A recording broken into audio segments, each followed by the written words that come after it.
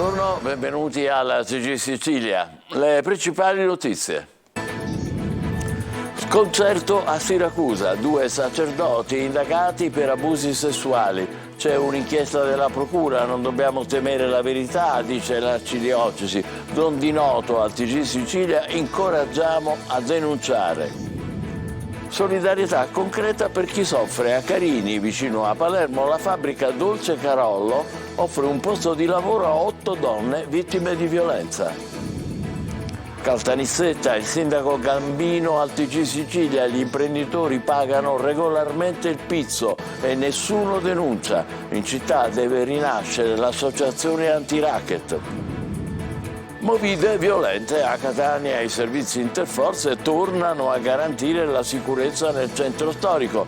A Palermo 2 agenti aggrediti da balordi finiscono in ospedale. Politica, l'ex sindaco di Catania Stancanelli, eurodeputato uscente di Fratelli d'Italia, non si ricandiderà alle prossime europee, una scelta in polemica con il suo partito. Calcio, il Palermo non guarisce, solo un pari a Terni, la rete di Lucioni illude, ma i padroni di casa pareggiano e resistono in 11 contro 10, ennesima contestazione dei tifosi rosanero. Serie C, Lucarelli rigenera il Catania che passa a Giuliano e ottiene la seconda vittoria stagionale consecutiva. Crisi nera per il Messina che cede in casa contro la Juve Stabia, giallorossi senza punti nel mese di novembre.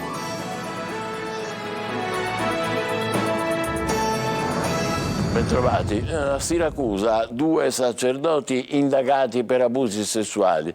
La procura ha aperto un'inchiesta su questo caso. Non dobbiamo temere la verità, scrive in una nota l'arcidiocesi. Don Di Noto invita a denunciare. Lorena Dolci. Sono notizie con il contagocce. 2 sacerdoti siracusani indagati per presunti abusi sessuali. Una vicenda arrivata direttamente negli uffici della procura che ha già interrogato decine di persone. Un'indagine allo stato embrionale di cui la curia di Siracusa dichiara di non essere a conoscenza. Non dobbiamo temere di proclamare la verità, anche se a volte scomoda, ma piuttosto di farlo senza carità, senza cuore, scrive in una nota oggi l'arcidiocesi, citando le parole di Papa Francesco, mettendo in guardia però contro l'informazione scandalistica. Un altro caso che potrebbe allungare il numero dei preti pedofili. Qualche anno fa la denuncia di un giovane di Francofonte, oggi maggiorenne, che aveva raccontato di avere subito violenze da un sacerdote dall'età di 9 anni fino ai 18. L'udienza preliminare per l'ex cappellano militare è fissata per il prossimo 16 gennaio. In carcere a 83 anni è finito l'ex arciprete di Augusta, condannato per abusi sessuali ad oltre 5 anni. Scandali che purtroppo si ripetono in tutta Italia. Secondo un censimento indipendente, negli ultimi 15 anni sono 164 i preti pedofili condannati, altri 166 sono denunciati, 88 i casi solo segnalati dalle vittime, per un totale di 418 preti coinvolti, oltre 29.000 le potenziali vittime. Per prevenire gli abusi sono stati istituiti presso ogni diocesi gli sportelli per la tutela dei minori. A coordinarli Don Di Noto. Non è un servizio di un posto di polizia, è un posto dove è possibile a livello pastorale di prendersi cura delle persone che sono ferite da parte di alcune persone che non dovrebbero fare questi gesti, anzi sempre e comunque una condanna netta per quanto riguarda chi compie abusi sessuali sui minori. È bene ribadirlo perché non c'è assolutamente nessuna giustificazione. Stiamo attenti a non cadere nelle trappole emotive, ma sicuramente una denuncia aiuta a capire meglio cos'è accaduto. La sfida più importante per la Chiesa del nostro tempo, ma il cammino è ancora lungo. Catania, malgrado fosse ammonito e allontanato dall'abitazione dell'ex compagna su disposizione del questore, un 35enne è andato a casa della donna e ha suonato insistentemente al citofono. L'ex ha chiamato la polizia che ha arrestato l'uomo per atti persecutori. Non c'è nessuna associazione anti-racket a Caltanissetta ed è necessario crearla subito. Il sindaco Gambino lancia il monito perché in città si faccia rete contro Cosa Nostra che erode il tessuto imprenditoriale. Dopo una denuncia e un'operazione dei carabinieri nei giorni scorsi, il primo cittadino invita a rivolgersi ancora alle forze di polizia. Chi non lo fa è connivente, dice Roberta Lunghi. Era sotterranea questa situazione dell'estorsione, adesso è uscito fuori grazie a un'impresa che ha denunciato. Però a Caltanissetta non ci sono associazioni antiracket. La denuncia è forte e chiara e arriva da Roberto Gambino, sindaco di Caltanissetta. Non c'è nessun appiglio in città per gli imprenditori vessati dalle estorsioni, dopo che il c'è ma non si dice non può più valere, perché il vaso di Pandora è stato scoperchiato dopo la denuncia di un imprenditore e l'operazione dei carabinieri che ha messo in luce un sistema collaudato di estorsioni, una nuova frontiera del pizzo pagato anche con bonifici bancari. Le vittime che hanno già pagato e che quindi si trovano in queste condizioni, probabilmente già gli inquirenti conoscono i loro nomi. Quindi io ho invitato loro a recarsi presso le forze dell'ordine e collaborare immediatamente, perché sennò sono conniventi con questo sistema. Il tessuto imprenditoriale di una città nota per essere numero 106 nella classifica della qualità della vita, ma che cerca di risollevarsi, è macchiato da una mafia sotterranea che colpisce e che deve essere stanata. E io ho lanciato anche un appello al fine di andarla a costituire l'associazione antiracket o andarsi ad associare ad altre associazioni su scala regionale, perché una volta che il problema è uscito fuori le imprese vanno tutelate. C'è un'imprenditoria anche diffusa che sta lavorando e che si trova vessata da questo cancro. Il segnale positivo c'è dopo la denuncia di un imprenditore, 75.000 euro versati in 15 mesi, che ha portato agli arresti di 2 persone. Noi come comune di Caltanissetta siamo costituiti parte civile nel processo montante e già in Corte d'Appello ci hanno riconosciuto una provvisionale. Voglio vincolare questa provvisionale che incasserà il comune di Caltanissetta dal signor Montante per finanziare questa fondazione antiracket. La Guardia di Finanza a Caltanissetta ha confiscato un patrimonio del valore di oltre 5 milioni di euro illecitamente accumulato, secondo l'accusa, da Gabriele Giacomo Stanzù, ritenuto dagli investigatori in contatto con il clan mafioso di Gela degli Emanuello. I sigilli sono stati posti a un'azienda agricola nell'Ennese, a 55 immobili e a 3 autoveicoli. Disincagliata in mattinata la nave della Tirrenia Cargo che si era arenata ieri mattina davanti alla spiaggia di Rometta nel Messinese. Necessario l'intervento di 2 rimorchiatori. Francesco Triolo. Sono state operazioni complesse, ma alla fine la nave traghetto Tirrenia Cargo, che si è arenata nella notte tra sabato e domenica nella costa di Rometta nel Messinese, è stata disincagliata. A coordinare le operazioni è stata la Guardia Costiera di Milazzo attraverso l'utilizzo di 2 rimorchiatori. La nave era agganciata ad un rimorchiatore che la stava trasportando verso la Turchia per la sua demolizione quando sabato notte, a causa del maltempo e del mare mosso, si è sganciata ed ha proseguito la sua corsa senza alcun controllo sino ad arenarsi nei pressi della costa tirrenica. Il traghetto sino a questa mattina è stato monitorato dai volontari delle associazioni di protezione civile Pantera, Elios e Maremonti, che si sono date i turni con i vigili urbani del comune di Rometta. Quindi l'intervento della Guardia Costiera con l'impiego appunto di 2 rimorchiatori in totale sicurezza e senza compromettere l'ecosistema marino. L'attività è stata preceduta dall'intervento a bordo di personale del nucleo ispettivo, sempre della Guardia Costiera, che grazie ai suoi esperti di sicurezza ha valutato la situazione della nave e pianificato le varie fasi necessarie per il disincaglio. In assistenza inoltre un elicottero, la nave Dattilo ed i sommozzatori del nucleo sub di Messina. Un'installazione a riposto voluta dal sindaco contro la violenza sulle donne ha scatenato polemiche soprattutto da parte dell'opposizione in Consiglio Comunale, ma i cittadini sembrano non essersi accorti di nulla. Simona Mazzone. Ha riposto l'installazione della discordia. Il sindaco durante la settimana contro la violenza sulle donne ha fatto realizzare una sagoma in terra davanti il municipio a ricordare le vittime di femminicidio a cui la località non si è purtroppo sottratta, se ricordiamo il duplice omicidio commesso lo scorso febbraio, dove vennero uccise 2 donne dalla stessa mano criminale. L'idea, spiega il primo cittadino, è del cerimoniere, la cui madre è stata vittima di violenza quando portava proprio lui in grembo. L'amministrazione ha chiesto ai cittadini di portare un oggetto rosso come simbolo. Qualche ripostese, probabilmente senza malizia, ha depositato un guanto da cucina e un reggiseno di pizzo, tra le altre cose, scatenando l'ira di molti sui social. Dopo la polemica scoppiata sui social di quegli oggetti definiti di dubbio gusto depositati vicino alla sagoma a riposto, è rimasto ben poco. Si doveva scegliere altro, dicono le consigliere di opposizione, per rappresentare un no alla violenza. L'installazione che è stata fatta sotto i portici del comune evoca una scena di un crimine, che è proprio quello che si vuole evitare con la celebrazione del 25 novembre. Lei che installazione avrebbe fatto?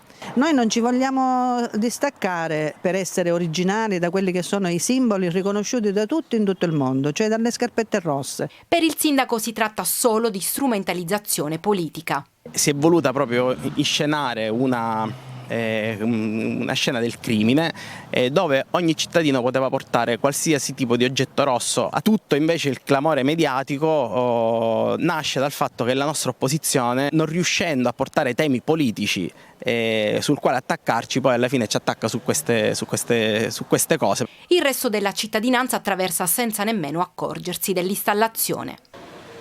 Lascia qui il tuo oggetto rosso, non l'avevo neanche visto. La sagoma contro la violenza sulle donne l'ha vista sotto il Palazzo di Città? No. No, non ce ne eravamo accorti, anche perché non è tanto messa in bella vista. Ecco, se fosse stata in pezza l'avremmo vista meglio. Sull'iniziativa si dicono rammaricate e rattristate le donne del coordinamento Ionico Etneo, che hanno inviato al sindaco una lettera aperta. Nuove idee a confronto. A Catania sembrano funzionare i servizi interforze per garantire sicurezza nel centro storico, mentre a Palermo 2 agenti vengono aggrediti da balordi e finiscono in ospedale. Tonino De Mana. L'offensiva è lanciata, l'obiettivo è riportare ordine e sicurezza sui luoghi della movida a Catania, come a Palermo. Nel capoluogo etneo la mano pesante disposta dopo una serie di incontri del Comitato per l'Ordine e la Sicurezza Pubblica sembra stia dando i primi frutti, con multi a raffica per una serie di violazioni nel centro storico, dalla sosta vietata alla guida senza casco o patente, passando ai controlli alle piazze di spaccio o alle occupazioni di suolo pubblico. In prima linea polizia, carabinieri, guardia di finanza e vigili urbani, intervenuti in modo massiccio anche nel perimetro del Castello Orsino, che in passato è stato teatro di scorribande di giovinastri scooter. Lo abbiamo più volte documentato nei nostri servizi, cui si riferiscono le immagini. Schiamazzi, impennate ed acrobazie varie che non potevano essere più tollerate e che in effetti, su disposizione del questore Bellassai, sono state contrastate dalle forze dell'ordine, anche se occorre non abbassare la guardia. La costante presenza di uomini e mezzi e quindi un maggiore presidio hanno evitato intrusioni dai varchi secondari nella zona di piazza Teatro Massimo, dove è stata scongiurata anche una rissa. Complessivamente sono state controllate 137 persone, 38 le sanzioni per violazioni al codice della strada. Se la movida è stata tenuta a bada, un episodio inquietante riguarda ancora una volta la MTS. Dopo le aggressioni agli autisti, questa volta è stato preso di mira un bus, il Librino Express, in transito sul viale Moncada. Sull'episodio vige il massimo riservo. Sembra che il mezzo sia stato raggiunto da un proiettile vagante o sia stato oggetto del lancio di una o più pietre. 2 i vetri andati in frantumi in contemporanea, per una vicenda che presenta ancora molti lati oscuri e su cui i vertici della MTS hanno imposto il silenzio. Da Catania a Palermo, dove la movida è stata più movimentata, con 2 agenti finiti in ospedale per un'aggressione in via dei Chiavettieri, calci, pugni ed anche una bottiglia in faccia per uno degli operatori, che sono stati costretti a chiedere rinforzi. Solo a quel punto il gruppetto di balordi è riuscito a scappare. I 2 poliziotti sono stati portati in ospedale. La prognosi è di 10 e 6 giorni. Politica. Raffaele Zancanelli, eurodeputato uscente di Fratelli d'Italia, ex sindaco di Catania, non si ricandiderà alle prossime elezioni europee, una scelta in polemica con il suo partito. Luca Ciliberti.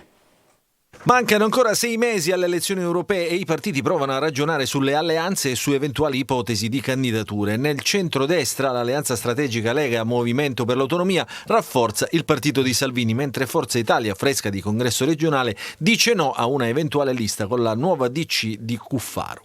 Chi non ha problemi di peso specifico, stando agli ultimi sondaggi, è Fratelli d'Italia. Nel partito della Meloni sono 2 gli uscenti: Giuseppe Milazzo, certo di una sua ricandidatura, e Raffaele Stancanelli. Proprio l'ex senatore ed ex sindaco di Catania, nel corso del congresso provinciale del partito, ha annunciato di voler fare un passo indietro, scegliendo di non ricandidarsi alle europee 2024. Ma siccome non ho trovato nessuna risposta alla mia richiesta se si riteneva utile o meno la mia presenza, ho ritenuto opportuno togliere io l'imbarazzo di chi non sapeva cosa dirmi, e quindi per la mia storia è inutile che aspettavo dietro la porta per sapere se è candidato o non sei candidato. Tolgo io l'imbarazzo e ho deciso di comunicarlo. Seppur in polemica con i vertici di Fratelli d'Italia, Stancanelli però respinge le maliziose ipotesi di abbandono del partito.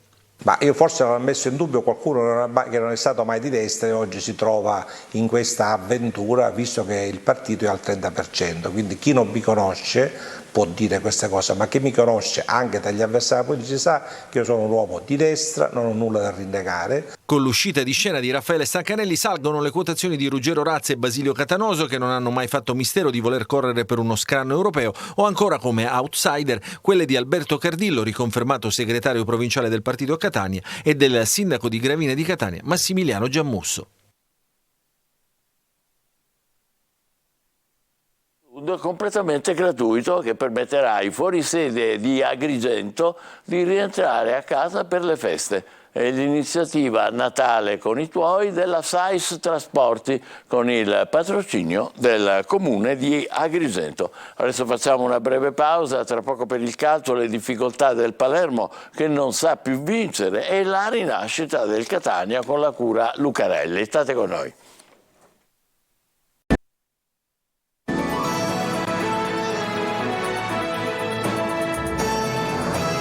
Così di nuovo insieme con il calcio. Continua a deludere il Palermo, che ieri a Terni, contro l'ultima in classifica, non è andato oltre il pareggio. Corini resta sulla panchina rosanero. Marco Cullà.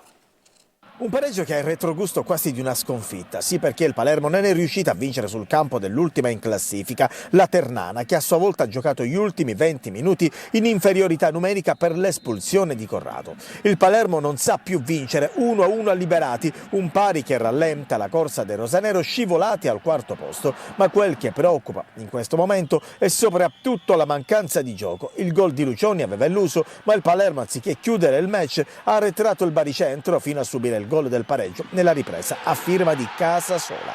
I tifosi continuano a inveire contro l'allenatore Eugenio Corini per la piazza principale responsabile del momento no dei siciliani, ma il tecnico insiste invece sulla direzione opposta e in sala stampa accetta il risultato. La squadra ci ha provato, abbiamo creato superiorità numerica con l'espulsione di Corrado, abbiamo provato con dei risultati importanti, con Matteo uscito di poco, purtroppo non si è riusciti a vincere, ma anche qualcosa in questo momento. Dobbiamo perseverare, lavorare e dare risposte in campo a pensare a partire appunto dalla partita di venerdì col Catanzaro. Centrocampo senza idee, Brunori continua a non segnare, gli esterni sono evanescenti. La società rosanero conferma Corini sulla panchina, prossima sfida venerdì al Barbera contro il Catanzaro. Corini spera nel recupero di Di Francesco e Insigne.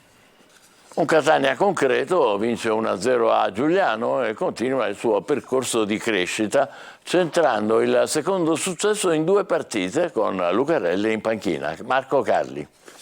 Un altro segnale, un Catania senza Fronzoli centra la seconda vittoria consecutiva in campionato, non era mai successo finora, ce l'ha fatta Lucarelli. Ecco appunto l'altro segnale, quello che il tecnico aveva saputo cavalcare dopo la vittoria con la Turris. Il vento che cambia, a Giuliano ha preso il nome di Samuel Di Carmine, che ad ogni intervista ricorda di vivere per il gol e che in Campania l'ha dimostrato ancora avventandosi sul pallone a 10 minuti dalla fine. Per lui è la 6ª rete nel torneo. Siamo contenti perché è una vittoria fondamentale per continuare la nostra risalita dopo una settimana importante, perché già la prima vittoria era ossigeno per noi, questo è un altro passo avanti per i nostri obiettivi. Sono felice del gol perché, come sapete, per me è tutto e risbloccarmi dopo l'infortunio è stato fondamentale. Il gol del numero 10 non rende spettacolare la prova del Catania, non cancella d'un colpo le pecche che ancora ci sono. A Giuliano, ad esempio, manca qualcosa proprio davanti a centrocampo, nella qualità dei passaggi, nel fraseggio, ma arriva altro. Ancora gol sugli sviluppi di un piazzato, per esempio, oppure la solidità difensiva e di carattere.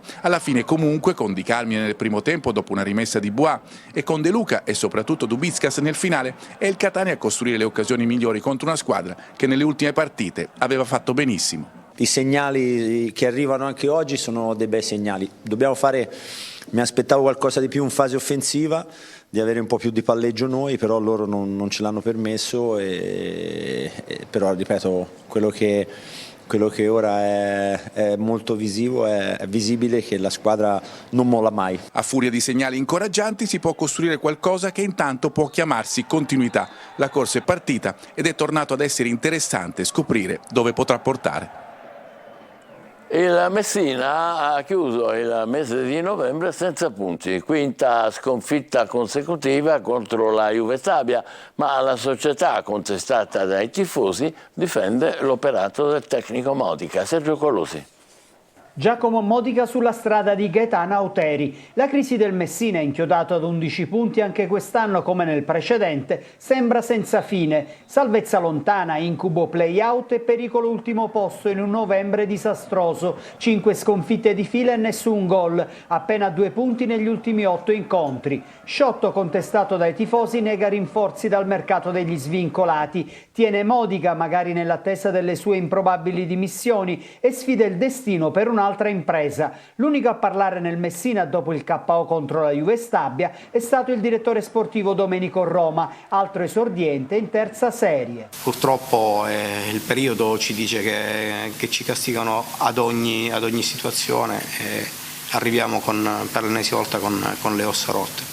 Quindi c'è poco da fare, c'è da chiedere scusa al presidente, c'è da chiedere scusa ai tifosi per questo periodo, però non mi sento almeno per la prestazione di oggi e anche di Foggia, di condannare i ragazzi, perché anche a Foggia abbiamo preso 2 gol su palla inattiva, quindi ribadisco il concetto.